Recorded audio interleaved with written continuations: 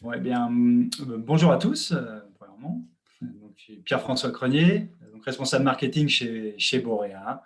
Bon, je vous remercie de nous rejoindre ce soir donc, pour ce webinaire qui va porter sur l'intégration des données esthétiques dans le flux numérique, avec un focus tout particulier sur le spectrophotomètre Replica. Ce qui est important de savoir, c'est que ce webinaire il va être présenté par le docteur Frédéric Rougier, qui est fondateur de la société Borea. Replica, c'est le produit phare en fait, de la société Borea, et c'est un appareil de prise de teinte 100% numérique.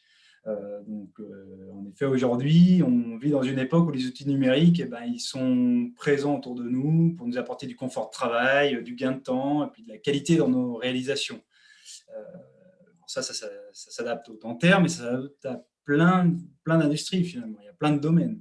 Si on se focalise sur le dentaire, on le voit particulièrement avec le développement, par exemple, des scanners intraoraux. C'est des nouveaux outils qui sont là pour améliorer le diagnostic, mais également les soins qui sont apportés aux patients. Avant de laisser la parole à Frédéric et commencer sa présentation, je souhaitais vous situer un petit peu la société Borea pour ceux qui ne connaissent pas. La société Borea, c'est une société qui a été créée en 2013. Elle comprend aujourd'hui 15 collaborateurs environ, et elle est située sur le parc d'Esther Technopole à Limoges. Une des particularités de Borea, c'est qu'on a un pôle R&D qui comprend comme collaborateurs des docteurs en optique, en mécatronique et des ingénieurs informaticiens, traitement d'image entre autres. Et la société Borea, elle conçoit, elle développe et elle commercialise ces appareils, ces dispositifs de prise de teinte. C'est des solutions 100% françaises. Tout est développé à Limoges. Et grâce à toute cette équipe R&D, on conçoit aussi bien la partie appareil, la pièce à main, qui va nous être présentée aujourd'hui, mais également la solution logicielle qui permet de faire le pont entre le cabinet dentaire et les laboratoires de prothèses. Voilà, donc c'est vraiment une solution 100% française et 100% développée par Borea. Et ça, c'est un gros avantage pour nous, c'est qu'on est à l'écoute des retours des utilisateurs et ça nous permet d'avoir une amélioration constante finalement de notre solution. Je vous invite malgré tout à visiter notre site web, qui est www.borea.dental, si vous souhaitez avoir des informations complémentaires. Je vais maintenant laisser place et la parole à Frédéric. Et de toute façon, si vous avez des questions, n'hésitez pas à utiliser le petit chat qu'il y a sur la plateforme Zoom pour les poser. Et on est là pour y répondre. On fera certainement aussi une petite séquence de questions-réponses à la fin de ce webinaire également. Donc voilà, je vous souhaite un agréable moment en compagnie de Frédéric. Frédéric, je te laisse la parole. Merci Pierre-François, merci à tous pour votre présence. Le répliqueur de la société Borea vient avant tout la création du répliqueur vient d'un besoin. Le besoin, pour moi, qui suis praticien, depuis toujours, il a été d'arriver à objectiver l'enregistrement d'une information capitale dans les critères qualité de notre travail, dans l'évaluation que nos patients vont donner à la pertinence de notre travail, c'est le critère de la couleur, de l'environnement esthétique. Et force est de constater que malgré tous les progrès techniques qu'a eu notre profession, les bouleversements qu'on a subis ces 25 dernières années, on était un peu resté sur quelque chose de basique, sur l'enregistrement des critères esthétiques, qui est uniquement notre œil.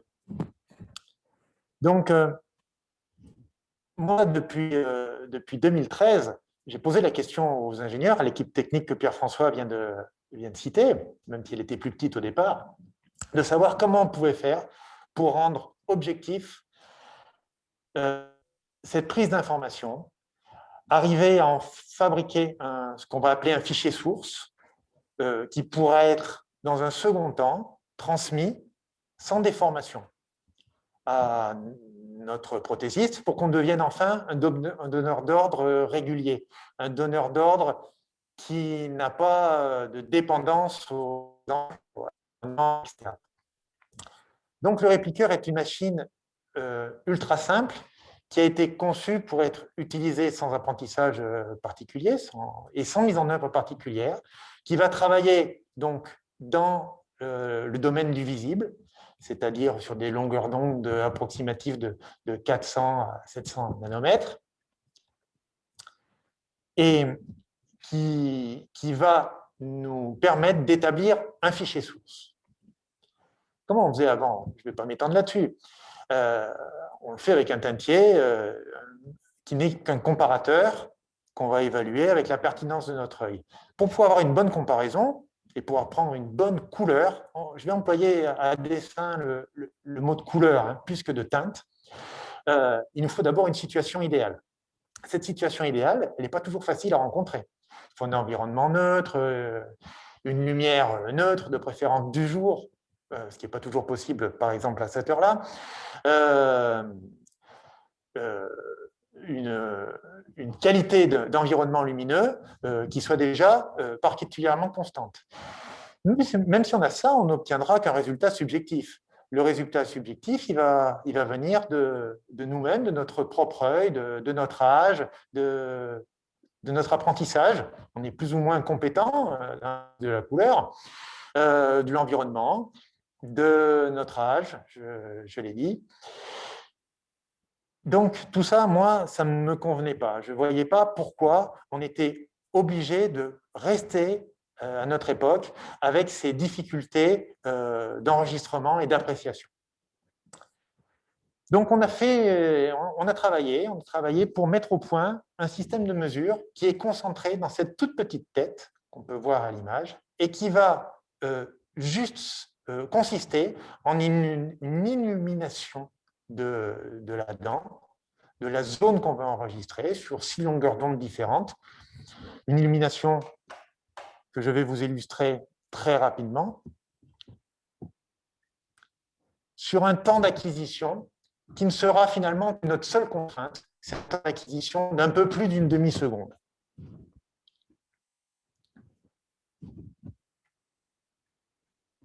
Les teintiers qu'on utilise jusqu'à présent et qu'on utilise tous, outre le fait qu'ils sont périssables, c'est-à-dire que nos teintiers ne restent pas constants au cours de leur durée de vie, sont plus ou moins pertinents pour placer la teinte dans ce que l'on appelle aujourd'hui, ce que les physiciens appellent l'espace colorimétrique. La teinte, je l'ai dit tout à l'heure, ça n'est qu'une partie de la couleur. Nous, ce qu'on veut enregistrer, c'est la couleur dedans, c'est-à-dire sa chromaticité, la teinte pour le coup, sa saturation, plus ou moins pâle, et son intensité lumineuse, sa luminosité. Et depuis longtemps, les prothésistes et les dentistes se sont aperçus, alors je vais vous l'illustrer avec le travail de Vita que tout le monde connaît, se sont aperçus que les teintiers qu'on utilisait étaient peut-être pas aussi faciles que ça pour discriminer les différentes teintes, sans parler de la difficulté à l'apprécier avec notre œil. On voit que sur un Vita classique, tel qu'il est présenté ici, dès qu'on s'intéresse aux 3 dimensions, aux 3 caractères de ce qui va constituer la couleur, eh bien, les différentes teintes se placent parfois relativement proches les unes des autres, ce qui les rend d'autant plus difficiles à discerner, alors que d'autres sont plus éloignées, par exemple là, sur des facteurs de luminosité, et le tout pour ne pas vraiment couvrir ce volume qui est aujourd'hui appelé l'espace colorimétrique. Les experts, tels Vita, ont résolu cette difficulté en mettant au point des teintiers beaucoup plus précis, beaucoup plus pertinents, qui remplissent beaucoup mieux l'espace colorimétrique, qui sont, par exemple, le 3D Master. Mais à ce moment-là, se pose un problème de mise en œuvre. C'est que le 3D Master, qui est très efficace, pour bien remplir cet espace colorimétrique, demande une mise en œuvre qui est beaucoup plus complexe, puisqu'il va falloir déterminer à chaque fois la luminosité, la chromaticité, la saturation au moyen des différents exemples qui sont donnés dans le teintier. Ça marche très bien, mais on en revient au problème de base. Ça marche très bien quand on est expert, quand on sait très bien s'en servir, et quand on a aussi l'habitude de s'en servir, et quand on a envie de s'en servir. Parce que des fois, on est tous un petit peu pris par le temps, comme par exemple en ce moment. Donc, l'idée de base, c'était de solliciter les ingénieurs pour leur dire « ça, ce sont des idées super, ça marche très bien quand on sait s'en servir. Moi, je veux quelque chose qui puisse le faire à tous les coups, de façon simple, sans mise en œuvre complexe, donc sans risque d'erreur. » Donc ça, chez Borea, avec le répliqueur, ça passe par l'utilisation d'une tête de mesure. Donc, la partie active de l'appareil, c'est uniquement cette petite tête. C'est cette petite tête qui va aboutir à ce qu'on va pouvoir appeler un 3D master automatique, pour simplifier les choses. C'est de la spectrophotométrie, mais multipoint. En utilisant un capteur de 400 par 400, ça nous donne 160 000 pixels, 160 000 points, qui vont pouvoir être analysés en une seule mesure. Cette mesure est contrôlée dans son environnement par quelque chose de très simple, qui est un embout de calibration. L'embout de calibration, c'est obligatoire. Tous les spectrophotomètres que vous connaissez ont besoin de se calibrer avant chaque prise. Ça sera toujours comme ça. Nous, chez Borea, on ne calibre pas avant la prise, on le calibre pendant la prise. Ça change beaucoup de choses parce qu'on n'a pas besoin de passer du temps à préparer l'acte et surtout, on est sûr de bien le faire et voire même de ne pas oublier de le faire. Cet embout de calibration, partie grise qu'on voit ici, c'est aussi ce qui va nous permettre de respecter la distance focale. Pour qu'une image soit claire, il faut qu'elle soit prise à une distance correcte de l'objet qu'on veut mesurer. Elle va en plus servir de chambre noire, c'est-à-dire isoler le champ qu'on veut mesurer de tout l'environnement externe, ce qui rend le répliqueur parfaitement robuste. On va pouvoir travailler avec sous n'importe quel éclairage, y compris sous le statique, en s'affranchissant complètement de l'environnement externe. Donc tout ça, c'est conçu pour éviter au maximum le risque d'erreur.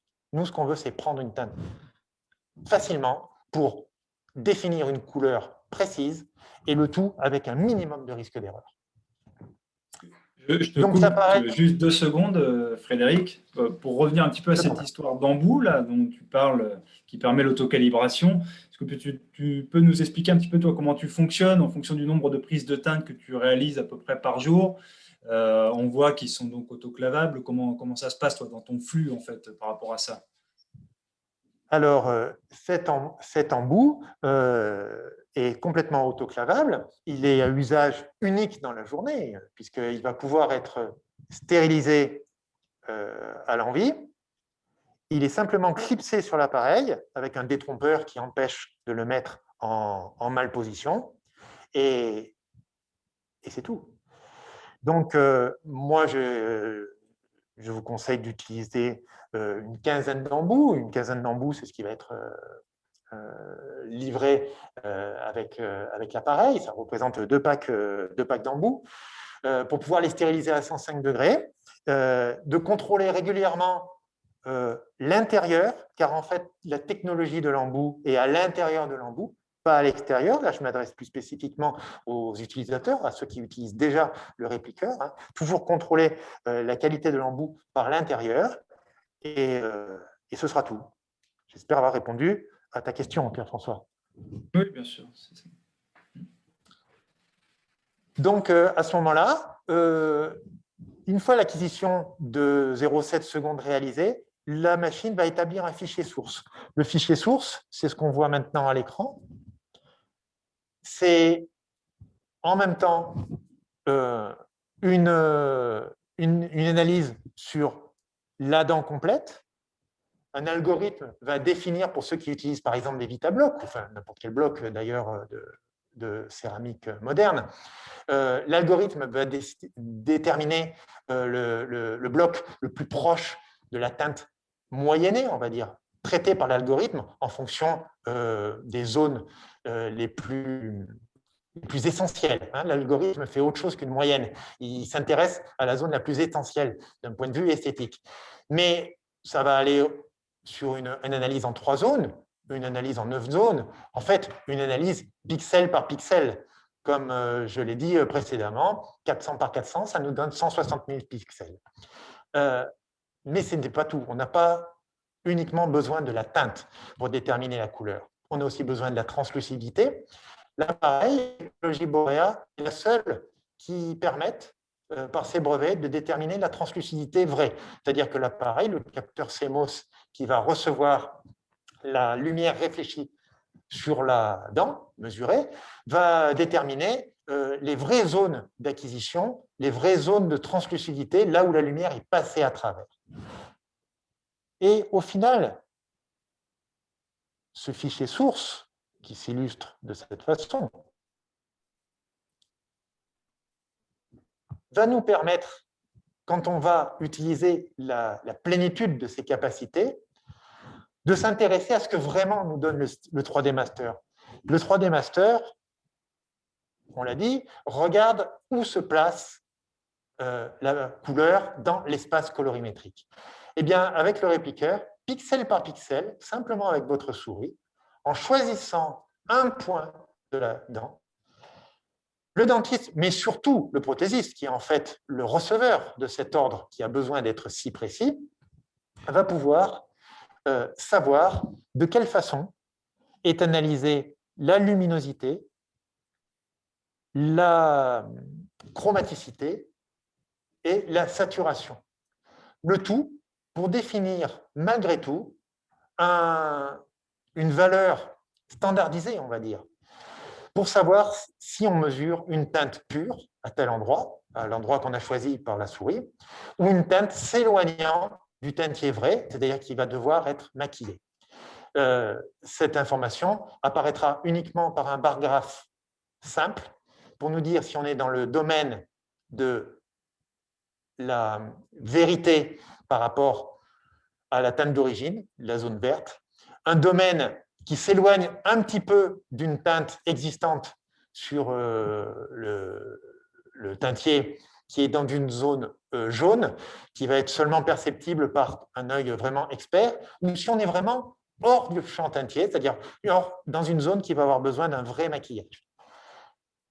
Le but, il est surtout, et c'était la deuxième problématique que j'avais posée à Borea quand on a créé et travaillé depuis des années sur cet appareil, c'est une fois défini le fichier source, une fois mesuré l'information, arriver à la transmettre à mon laboratoire, où qu'il soit, sans la déformer. Parce que enregistrer une information très précise, c'est très bien, mais il faut pouvoir la transmettre sans la déformer, c'est-à-dire sans la biaiser en la décrivant sur un petit bout de papier, sur un bon de commande, sur quelque chose, on va dire, qui va déformer et amputer toute la précision de cette information que j'ai eu tant de mal à collecter. Là, par le fichier source, le prothésiste qui va recevoir l'information peut accéder à tout moment à l'information d'origine. Et c'est lui qui pourra déterminer, avec ses outils sophistiqués, s'il est sur tel point, sur celui-ci ou sur celui-là, dans une zone de translucidité ou pas. Tout ceci est au service de la répétabilité. Le but est de pouvoir transmettre l'information de façon répétable. Donc, pour finir, on a avec cet appareil la nécessité également de connaître l'information globale de l'esthétique avec les images de contexte qu'on aime tous joindre à nos commandes, c'est-à-dire quelques photos du sourire, de la ligne du sourire, de l'environnement externe de la dent précise qu'on a mesurée. Et ça, on l'a rendu possible par l'utilisation d'une appli disponible sur Apple Store ou même sur Android, qui va vous permettre de joindre facilement 2 ou 3 photos de contexte au sein de la même fiche source qui sera votre bonne commande. Alors, je vais vous proposer d'illustrer tout ça dans les faits pour que ça soit un petit peu plus parlant, un petit peu plus sympa à comprendre et un peu plus didactique. Pierre-François, je te redonne la parole. Oui, je t'invite à arrêter le partage du coup, de la présentation pour qu'on puisse voir en grand écran directement la vidéo. Ça nous permettra de ne pas avoir simplement une petite vignette, mais de vous voir en grand écran. Voilà, c'est parfait. C'est parfait. OK. Après, j'aurais quelques questions également sur… tu nous as montré du coup qu'on arrivait à obtenir des informations, par exemple, sous un référentiel Vita classique. Comment ça se passe un petit peu? J'imagine que tu vas aborder ces sujets-là sur l'appareil. Est-ce qu'il est possible d'avoir de le voir sous différents référentiels de teinte, ou est-ce qu'on doit configurer son appareil, ou est-ce que c'est une fois que le fichier est transféré sur son logiciel, ce genre d'informations-là. Mais je te laisse poursuivre. Non, mais pendant que je me prépare, je peux te répondre. Donc, oui, l'appareil mesurant une valeur physique, en fait, cette valeur physique est transposable dans n'importe quel teintier. Borea a des fichiers références sur tous les teintiers existants. Donc, il suffit de paramétrer l'appareil pour savoir si on préfère travailler avec le Vita classique, avec le 3D Master, avec un teintier Ivoclar ou Shofu. Tout vous est possible. D'ailleurs, en fonction de ses habitudes, on peut aussi effectuer la conversion. Le laboratoire peut parfaitement convertir une valeur physique étalonnée sur un teintier Vita en un teintier Ivoclar. En fait, c'est ça que je vais vous montrer maintenant plus précisément. C'est que le but pour le praticien, c'est de s'affranchir de toute cette problématique, de considérer que l'appareil va mesurer physiquement quelque chose et de se fier uniquement à cette valeur physique. Qu'elle soit convertie dans un teintier ou dans un autre, au final, ça ne changera rien. Ça ne sera que les habitudes de travail des uns et des autres qui permettront de donner un nom à la valeur qu'on a mesurée. On va maintenant essayer de vous illustrer ça au plus simplement, c'est-à-dire pratiquement sans mots, parce qu'on parle beaucoup. Donc l'appareil s'allume avec un seul bouton. Donc l'embout de calibration qu'on vient d'évoquer est extrêmement important, puisqu'en fait c'est par lui que toute la précision de la mesure va s'exprimer. Le répliqueur est équipé d'un écran de visée. Donc en fait, il suffit, on est sous le cialytique là, de viser la dent qui nous intéresse, une incisive latérale. On peut facilement aller jusqu'au 5, sans aucun problème. C'est d'ailleurs ce que je vous propose de faire ici. La distance focale est donnée par l'embout. On met l'embout en appui et on stabilise la main le temps de la demi-seconde qui a été nécessaire à l'utilisation de l'appareil et la prise est terminée. Donc, je vais le refaire devant vous. Voilà. Toute l'ergonomie a été prévue pour être au service de la simplicité d'utilisation. C'est-à-dire que l'orthogonalité de la visée est donnée par l'embout lui-même, qui vient au contact de la dent et de la gencive. On a une tolérance relativement importante qu'on peut estimer à peu près 25 degrés dans les deux axes. C'est ce qui va nous permettre de faire un positionnement relativement simplifié. Le tout est de toute façon aidé par le viseur et une croix. Pour avoir une mesure précise et répétable, on n'a pas besoin de grand-chose. On a juste besoin d'avoir la dent au milieu de l'image, comme elle est ressortie ici. On a besoin d'avoir de la gencive et du vide. Pourquoi? Parce que les valeurs de spectrophoto qui sont utilisées sur l'appareil sont étalonnées sur un environnement rouge et un environnement noir. La dent, pour être mesurée, a besoin de ce contraste. C'est ce qui nous a paru le plus pertinent en termes d'ergonomie. Donc, ne jamais mettre le patient en occlusion, ce sera la contrainte première. Ne pas bouger pendant l'acquisition, ce sera la deuxième contrainte. On peut éventuellement encourager le patient à bloquer sa respiration. Je ne l'ai pas fait là, parce que généralement, ça ne produit pas de buée. Et quand bien même cela en produirait, ça, en fait, ça n'altère pas la mesure physique. Mais la qualité de l'image est quand même d'évaluer. Donc, cette image... Pardon, excusez-moi.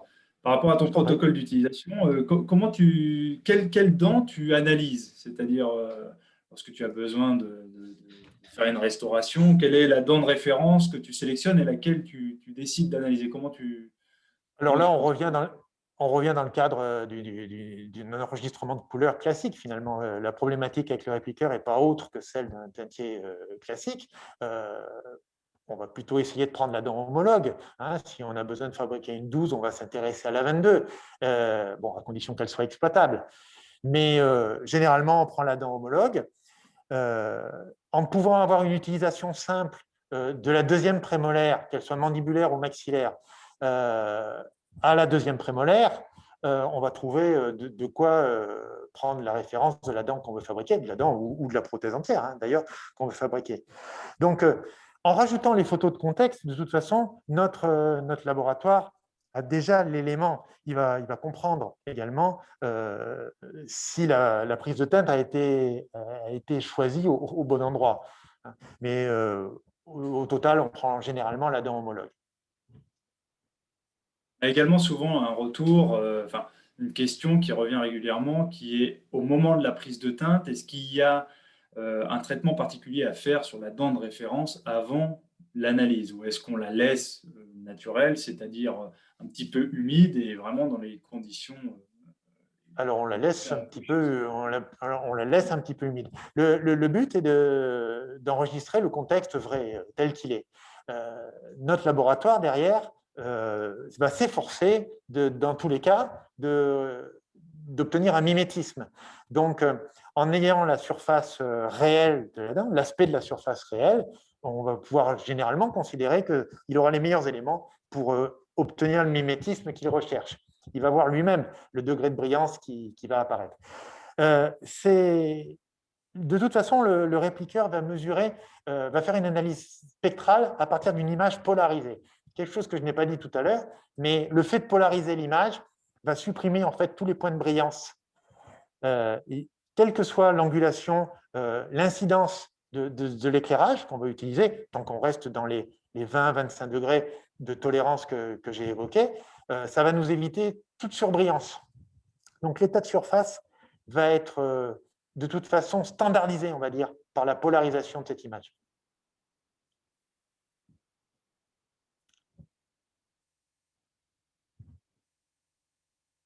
L'image, le fichier source est donc maintenant enregistré. Quand il est enregistré, l'utilisation de l'appareil est terminée. Ce qui va nous permettre de continuer l'acte, car je vous encourage vivement, tous les utilisateurs du répliqueur, à faire vos enregistrements avant de commencer vos actes.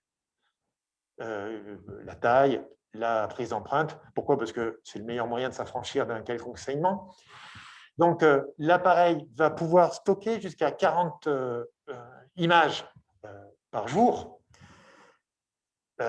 Donc, on n'est pas du tout obligé de décharger l'image au fur et à mesure. Ça, chacun adapte son ergonomie de cabinet en fonction de la présence d'assistantes ou pas, des aides qu'il peut avoir, pour pouvoir décharger l'image au moment qui lui semblera le plus pertinent. Il peut même d'ailleurs, cet appareil peut d'ailleurs lui-même être partagé à plusieurs associés. Les images vont être classées. Il suffira de se déclarer comme utilisateur 1, 2 ou 3 ou 4 même. On peut mettre 4 users avec cet appareil. Je vais vous proposer de décharger l'image. Une fois l'acquisition prise, tu la vois donc à l'écran. Tu as la possibilité également de revoir des prises de teinte qui n'auraient pas encore été téléchargées sur une sorte de galerie d'images. L'écran va nous permettre d'accéder, on peut accéder avec l'écran à l'image qui vient d'être prise avec ses fonctions de base. Hein, c'est-à-dire jusqu'à la teinte 9 zones, on peut accéder avec l'écran au fichier source. C'est seulement les fonctions avancées, telles que le placement des pixels dans l'espace colorimétrique, qui vont devoir être transférées sur le logiciel pour pouvoir les utiliser.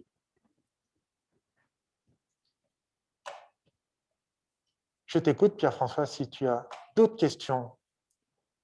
Donc là, qu'est-ce que tu nous montres? C'est donc l'interface du cabinet dentaire. Voilà, tout à fait. C'est l'interface du cabinet dentaire.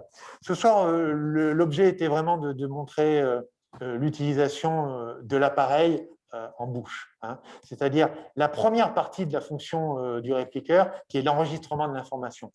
Le logiciel et la plateforme qu'on utilise fera l'objet d'autres présentations, en particulier du fait des évolutions qui touchent en ce moment la plateforme, des évolutions majeures qui l'amènent à changer assez rapidement. Donc, le fichier source qui a été déchargé à l'instant est accessible. Et là, on va pouvoir avoir l'ensemble des fonctions avec le contour automatique qui se met en place tout seul. C'est pour ça que l'appareil a besoin de voir du rouge, de voir du noir. C'est pour augmenter la pertinence du contour automatique qui gagne beaucoup de temps, puisque tous les confrères qui utilisent le numérique savent que tracer les limites avec une caméra, ça nous prend du temps et qu'on aime bien utiliser tous les automatismes qui nous simplifient la vie. L'algorithme détermine la valeur moyenne. Bon, ce n'est pas vraiment le bon mot qu'il faudrait utiliser, ce n'est pas la moyenne, mais la valeur la plus proche si on utilisait un bloc pour ceux qui font de la céramique RAC 0 en ce moment. Si on devait utiliser un RAC 0 pour cette onde, eh bien, on partirait sur une base 1M2. 1M2 sur le 3D Master. Je vous rappelle qu'on peut changer de teintier à n'importe quel moment, même si, pour moi, le 3D Master reste le plus pertinent. 3 zones, 9 zones. La cartographie qu'on a évoquée, l'outil qui est ici, justement, permettra de changer de teintier et de faire la translation. Là, on est en 3D Master. Pour ceux qui veulent travailler, par exemple, avec un Noritake, qui est moins fréquent, de toute façon, vous avez la conversion automatique. On part du principe qu'on veut libérer le praticien de toutes ces complexités, choisir son teintier, le définir, apprendre à l'utiliser. Le fichier source est ici. Et de l'autre côté, nous avons à ce moment-là l'analyse de la translucidité, donc avec les autres outils. L'analyse de l'état de surface, c'est ce que tu avais évoqué tout à l'heure, Pierre-François. L'état de surface est quand même beaucoup mieux perçu par une image polarisée noir et blanc, qui est disponible avec l'appareil. Le dimensionnement de certains défauts, si on veut mesurer taille réelle, certains défauts, comme une fissure, par exemple, pour pouvoir bien la matérialiser, ce qu'on fait parfois sur un petit dessin. Là, on peut le tracer, notre technicien qui est en face va pouvoir le tracer, mais surtout, l'élément parfaitement discriminant, je vais vous montrer maintenant de façon active, qui est le placement de chacun de ces 160 000 pixels dans l'espace colorimétrique. Donc, prenons par exemple cette zone centrale, puis la zone de cœur. Au fur et à mesure, en temps réel, on la voit apparaître. On voit que là, par exemple, sur cette zone, si je la laisse stable, c'est du 2M1 réel. Et c'est ça qui est intéressant. Parce que toutes ces difficultés qu'on a pour décrire la complexité, en particulier une incisive centrale, pour un patient jeune comme c'est le cas ici, ça c'est compliqué à faire, on le sait, pour nos laboratoires, c'est très compliqué.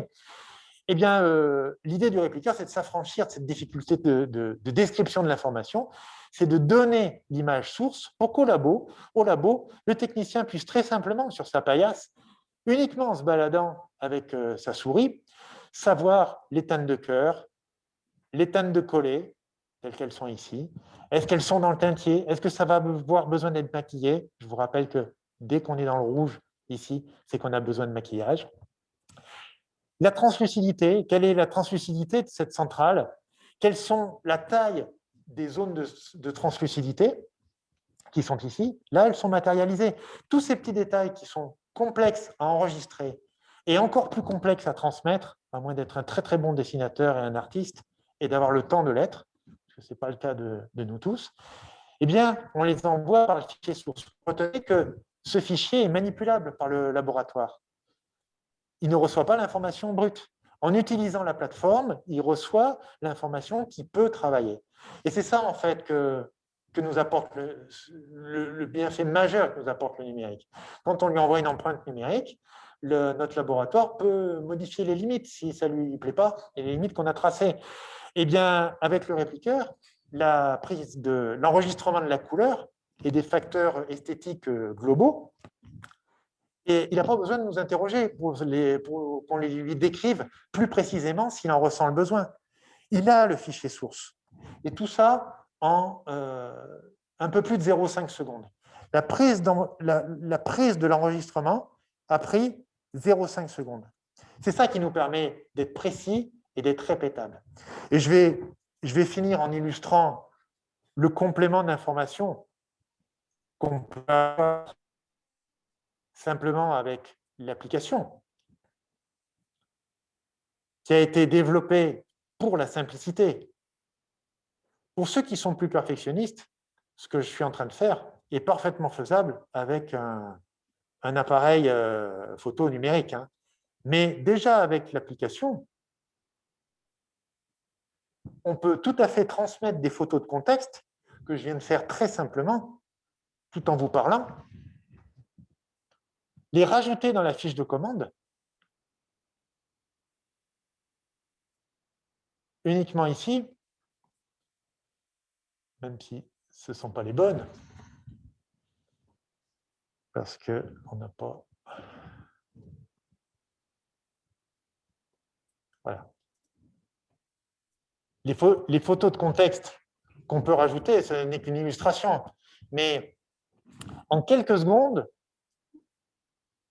vous pouvez établir un bon de commande qui va être avec le fichier source spectrophotométrique, 4 images de contexte qui vont vous permettre d'atteindre un niveau de redondance dans votre qualité de donneur d'ordre que jusqu'à présent, on a tous du mal à atteindre. Voilà. Pierre-François, si tu veux me solliciter pour quelques questions que tu as sur le chat, ça sera avec plaisir. Non, mais entre autres, pour effectivement compléter ce que tu disais à l'instant, donc ces photos, on peut les transférer via l'application mobile. Pour cela, il faut bien que son téléphone soit connecté au réseau Wi-Fi de son cabinet, sans quoi ça ne fonctionne pas. Mais c'est juste un détail, c'est peut-être ce qui est arrivé ici. Après, si on n'utilise pas l'application mobile, comme tu le disais, on peut très bien utiliser directement un appareil type réflexe et venir importer ces photos sur sa fiche de prise de teinte. Donc voilà, il y a plusieurs solutions qui s'offrent aux praticiens. Il y avait des remarques, entre autres, par exemple, là, on voit que tu as donc fait une analyse sur la phase vestibulaire d'une incisale. Est-ce qu'il est possible, par exemple, dans le cas où on va chercher beaucoup plus loin, est-ce qu'il y a réellement un intérêt d'aller chercher autant d'informations de teinte pour une molaire, mais est-il possible, par exemple, d'analyser la face occlusale? Il est tout à fait possible d'analyser la face occlusale et de dessiner avec le contour automatique les limites de l'onlay, puisque généralement, quand on fait une face occlusale, c'est pour ça, hein, sur une molaire, les limites de cet onlay avec le contour qui, là, pour le coup, ne sera plus automatique, mais manuel. Mais c'est tout à fait possible. Avec la forme de la tête de l'appareil, à ce moment-là, on va jusqu'au 6 et même au 7 sans aucun problème. Okay. Sur l'appareil, une fois la prise de teinte donc, réalisée, si on décide comme tu disais, de télécharger finalement toutes ces données qui ont été accumulées au cours de la journée, quelles sont les possibilités pour se retrouver un petit peu? On peut marquer un nom de patient, quelque chose qui permette de retrouver exactement la fiche concernée correspondant au patient en question. À chaque fois, alors, si les fiches sont déchargées au fur et à mesure, évidemment, les assistantes qui généralement travaillent avec nous vont pouvoir remplir les données automatiques du patient. Mais pour ceux qui laissent cumuler les fiches, on a dit qu'on pouvait en avoir jusqu'à 40, il est possible, sur l'écran tactile, voilà, merci pour le dézoom, sur l'écran tactile, avec les doigts, mais de préférence avec le stylet qui est verrouillé dans l'appareil, d'inscrire le nom du patient, son nom, son prénom, sa date de naissance, tous les éléments discriminants qui vont permettre, au moment de décharger la fiche, par exemple le soir, de les attribuer au bon dossier. Donc, en ce sens, l'appareil est totalement autonome. Et d'ailleurs, n'est pas connecté directement au logiciel d'exploitation du cabinet. C'est ce qui le rend compatible avec l'ensemble de l'ergonomie de tous les cabinets.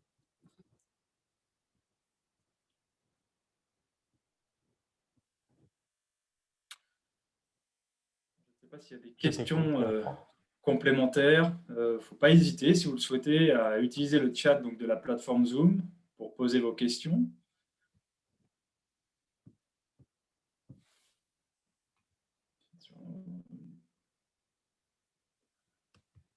Pour l'instant, je n'en vois pas. L'appareil est donc autonome, doit être utilisé avec l'embout. L'embout, c'est le secret en fait de l'utilisation. C'est le secret de la précision de l'utilisation et de l'ergonomie. L'embout doit vous permettre de respecter la distance focale, vous permettre de respecter l'axe d'illumination de la dent qu'on veut mesurer et permet de s'affranchir de la lumière externe.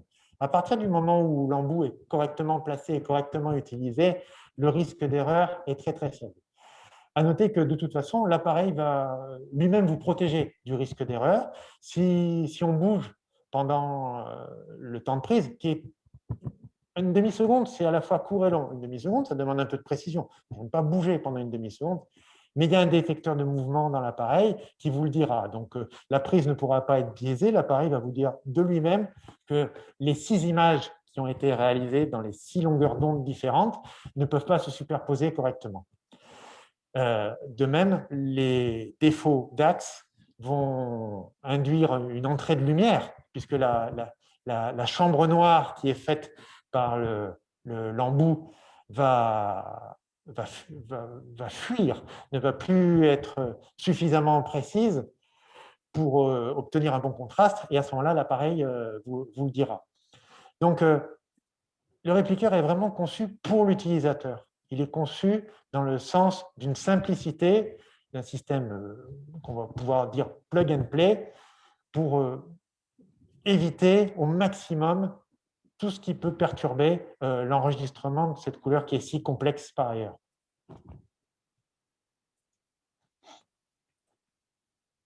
Jean-François, le chat te sollicite sur d'autres questions.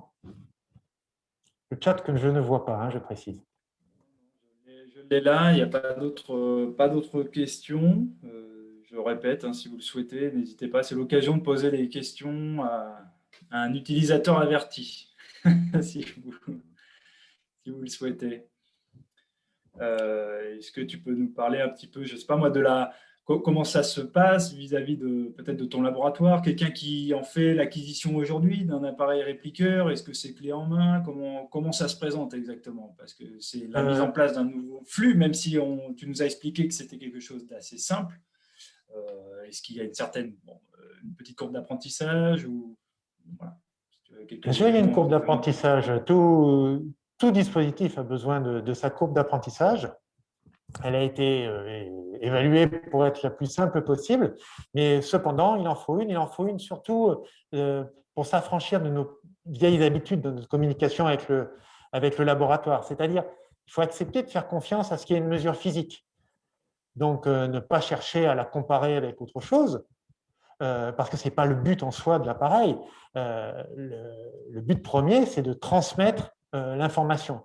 Donc, si on veut comparer ce qu'on mesure avec le répliqueur, avec un teintier manuel, on va se retrouver vite dans une grande complexité parce qu'on ne sait jamais quelle zone on mesure avec un teintier manuel. L'appareil est multipoint.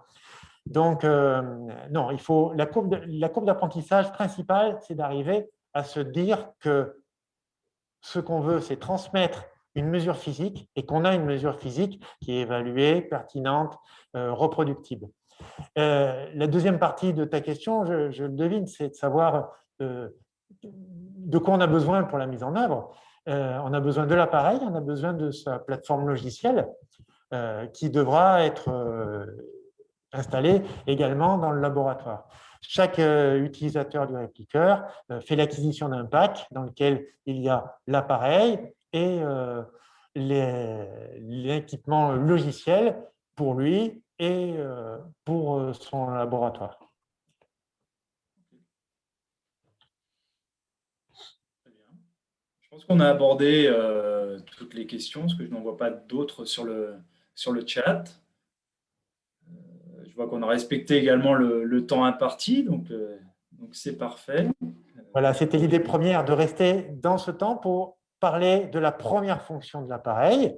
Et je vous invite à nous revoir pour qu'on parle plus avant de la partie communication, qui est, une fois que l'information est enregistrée, le flux, comment se transmettra ce flux d'informations et comment il se combinera de préférence avec l'intégralité du flux numérique que vous avez peut-être déjà dans vos cabinets, car à partir du moment, encore plus, où on travaille avec une caméra et l'empreinte numérique, la présence du répliqueur s'impose d'elle-même.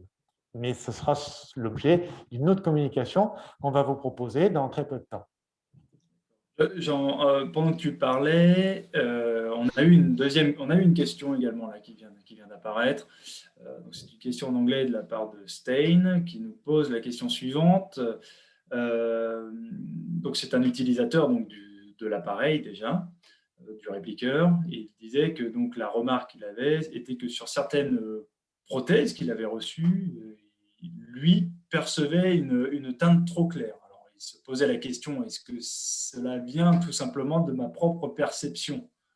Ou qu'est-ce qu'on peut faire lorsque ce genre de cas arrive? Qu'est-ce qu'on doit faire vis-à-vis de son laboratoire? Est-ce qu'on a un moyen peut-être de... Alors, c'est un outil de communication, le répliqueur, mais toi, si ça t'est déjà arrivé, quelle est la démarche à suivre dans ce Et bien sûr, ça m'arrive. Bien sûr, ça m'arrive parce que l'appareil ne va pas pour autant, aussi précis soit-il, dire au prothésiste comment réaliser cette prothèse avec le mimétisme qu'on lui demande. Par contre, ce qui est possible, c'est pour la première fois d'objectiver la critique. Au lieu de lui dire « ça ne va pas » et d'avoir beaucoup de mal à lui dire ce qui ne va pas, ce que je lui propose, c'est de mesurer la prothèse en bouche, il l'installe sans la sceller définitivement, juste il la pose et il va la mesurer au moyen d'une nouvelle prise, d'un nouvel enregistrement de couleur avec son répliqueur et il va pouvoir comparer les deux fichiers. En envoyant les deux fichiers sources à son laboratoire, il va pouvoir objectiver zone par zone les différences et lui préciser ce qui ne va pas et d'ailleurs voir aussi ce qui va sur la même prothèse. Dans le logiciel, il y a la possibilité de comparer deux fiches, voire même trois fiches en même temps pour avoir la vision d'une correction et même d'une deuxième correction. Donc, dans les deux cas, et moi, c'est ce que je fais beaucoup à titre individuel, c'est-à-dire que je fais des fiches de comparaison pour lui expliquer ce qui ne va pas, et quand c'est très bien, quand il a été parfait, je n'hésite pas non plus à lui faire une fiche de comparaison pour qu'il puisse apprécier la qualité du travail qu'il a fait. Et à ce moment-là, on continue à progresser ensemble et à aller dans le sens de la précision. Donc, utiliser l'outil de comparaison, ça sera pour cet utilisateur la première fois qu'il pourra vraiment préciser ses attentes et dire ce qui ne va pas, ce qui ne manquera pas de l'aider à trouver très rapidement la solution.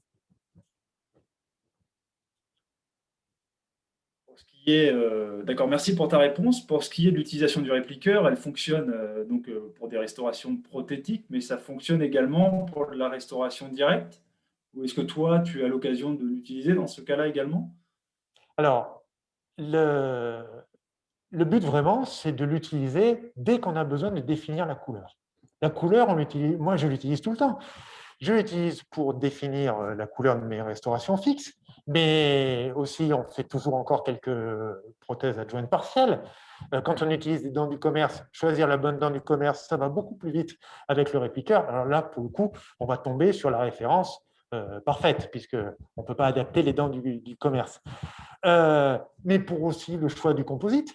Le composite, c'est un empiècement. Quand j'ai besoin d'utiliser un empiècement composite pour déterminer le bon composite, je vais beaucoup plus vite à sortir mon répliqueur et à regarder sur l'écran la teinte de base de la dent que j'ai à soigner, plutôt que de l'estimer à l'œil. Dès que j'ai besoin de définir la couleur, je peux utiliser le répliqueur. Et mieux encore, dans les dernières versions logicielles, vous avez la possibilité d'objectiver l'évolution d'une couleur, par exemple pour ceux qui font du blanchiment. Donc, dès qu'on a besoin de mesurer, d'objectiver la couleur, on peut utiliser le répliqueur et je pense même qu'on doit utiliser le répliqueur.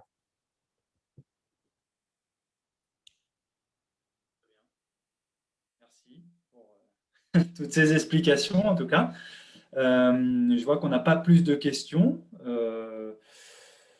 Je pense qu'on va s'arrêter là pour aujourd'hui. De toute façon, on vous invite à poursuivre et surtout nous suivre sur les réseaux, parce qu'il va y avoir très probablement prochainement un nouveau webinaire qui sera peut-être plus axé, comme tu le disais, sur l'utilisation du logiciel cette fois. Aujourd'hui, on a vraiment vu l'utilisation directement sur un patient de l'appareil, du spectrophotomètre, le protocole d'utilisation, mais ce qui est intéressant également après, c'est de voir la solution logicielle qui va permettre à la fois le transfert d'informations depuis l'appareil vers le logiciel et de transmettre cette information, comme tu le disais, un fichier source vers son laboratoire pour avoir donc une information qui est objective et surtout traçable. Voilà. Et donc ça se fait via la plateforme logicielle qu'on montrera dans un second webinaire qui sera donc l'épisode 2 et qui sera également présenté par toi-même, Frédéric. Donc on vous invite à nous suivre et à vous inscrire prochainement. Je regarde juste le chat en parallèle parce que je vois qu'on écrit dessus. Très clairement aussi quelque chose sur les nouvelles. Alors, c'est Stein à nouveau. Est-ce que tu peux peut-être être un peu plus explicite sur la question, si possible? Je vois qu'il y a une question, mais elle n'est pas très claire. J'attends juste quelques secondes avant de la partager, Frédéric. Je t'en prie. Ouais. Stein, si tu m'entends, est-ce que tu peux peut-être être un peu plus explicite sur la question? Je vois qu'il est marqué quelque chose sur les nouvelles. C'était juste une... Voilà. Est-ce qu'on parle de la solution logicielle qui va évoluer peut-être? Si c'est la question, alors attendez. Voilà. Alors on nous demande qu'est-ce qu'on peut espérer dans les prochains mois de notre part, chez Borea. Donc je pense qu'on parle effectivement d'une évolution de notre solution logicielle. Alors je ne sais pas si tu veux en toucher un petit mot comme un teasing sur le prochain webinaire qui va avoir lieu, sans trop... Sans trop en dire, puisque c'est dans ce cas-là, vous me sollicitez pour faire du teasing. Oui, non, mais il est évident que, comme tu l'as dit tout à l'heure, on est les concepteurs de nos propres solutions. Donc, on travaille avec nos propres bases de données. Déjà, nos fichiers sources de référence sont les nôtres. Et d'être les concepteurs et de faire la R&D de notre propre produit, ça nous rend évidemment capables d'être au plus près de nos patients, de nos clients, et de nos patients également, parce que de temps en temps, j'ai les deux casquettes. Et en étant au plus près de nos clients, on sait faire évoluer la plateforme. Et on peut dire à Stel que oui, bien sûr, il va y avoir des évolutions majeures, parce que d'abord, ça évoluera tout le temps, et on est aussi conscient des besoins d'améliorer l'ergonomie pour pouvoir être au plus près des utilisateurs des caméras numériques. Le but est vraiment d'avoir une combinaison ergonomique très simple, de façon à pouvoir associer les deux fichiers pour que le laboratoire puisse vraiment travailler en limitant au maximum la dispersion de ces fichiers et les risques d'erreur. Donc oui, la plateforme va évoluer considérablement cette année. Toutes ces évolutions sont à disposition gratuitement, sont téléchargeables par nos utilisateurs qui en sont informés au fur et à mesure de leur venue. Mais tout est centré sur l'ergonomie de la solution. Les fichiers sources sont enregistrés aujourd'hui de façon précise par l'appareil, mais on va continuer à travailler sur la façon de les transmettre, c'est-à-dire sur la deuxième fonction de l'appareil.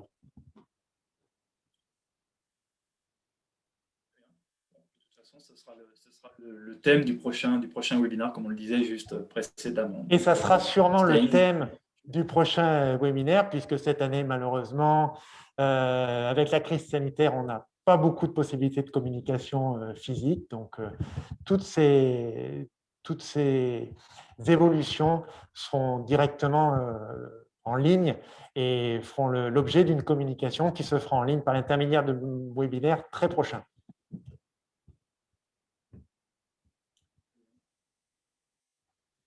Il ne reste plus qu'à vous remercier, je pense, hein, puisque merci d'avoir été présent ce soir avec nous. Merci Frédéric pour ta présentation.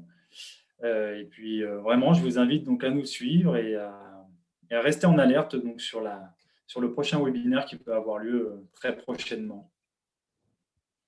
Merci à tous. Faites une bonne soirée. Merci beaucoup. Au revoir.